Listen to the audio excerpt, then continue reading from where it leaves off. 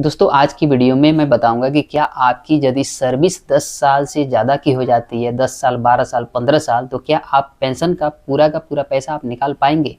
बहुत सारे लोगों को ये कन्फ्यूजन होती है कि क्या मैं अगर 12 साल काम कर लेता हूँ, 15 साल कर लेता हूँ, तो मैं अपना पूरा का पूरा पेंशन का पैसा निकाल पाऊंगा या नहीं निकाल पाऊंगा। ठीक है, तो इसके बारे में मैं आप लोग को आज क्लैरिफिकेशन मैं दे दूंगा कि क्या आप निकाल पाएंगे या नहीं निकाल पाएंगे।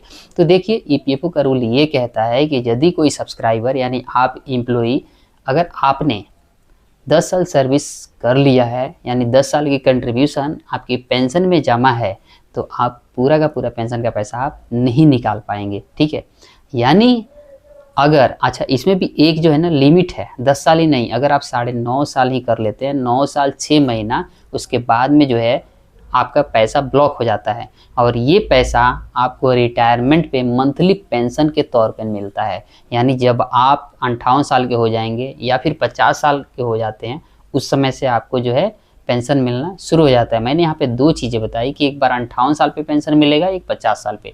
तो देखिए, यदि आप 50 साल पे पेंशन लेना शुरू करते हैं तो उसको बोला जाता है रिड्यूस्ड रेट पेंशन। ठीक है, यानी पेंशन कम मिलेगी।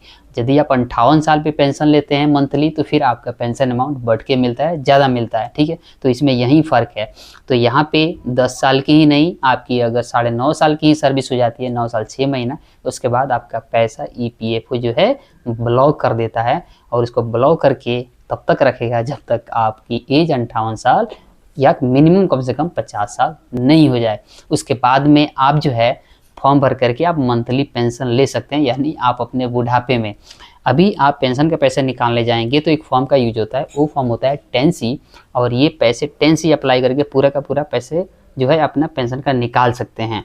लेकिन कब? यदि आपकी सर्विस 9.5 साल से कम की है तो, यानी कम से कम जो है यदि आपका 9 साल तक भी है तो भी आप पूरा का पूरा पेंशन का पैसा आप निकाल पाएंगे, साथ का साथ पीएफ का भी पैसा आप निकाल पाएंगे। ठीक है, तो पेंशन वाला फंड आपको पता ही है कि ये एम्प्लॉयर यानी कंपनी जमा करता है, ये आपकी सैलरी से कटकर जमा नहीं होती है, लेकिन फिर भी लोग इसे निकाल लेते हैं यदि वो नौकरी छोड़ देते हैं। पेंशन का पैसा तभी निकाल पाएंगे यदि आप फाइनली कोई कंपनी में रिजाइन दे दिए हैं और काम छोड़ दिए हैं, और आपकी काम छोड़े हुए कम से कम 2 महीना हो चुका है।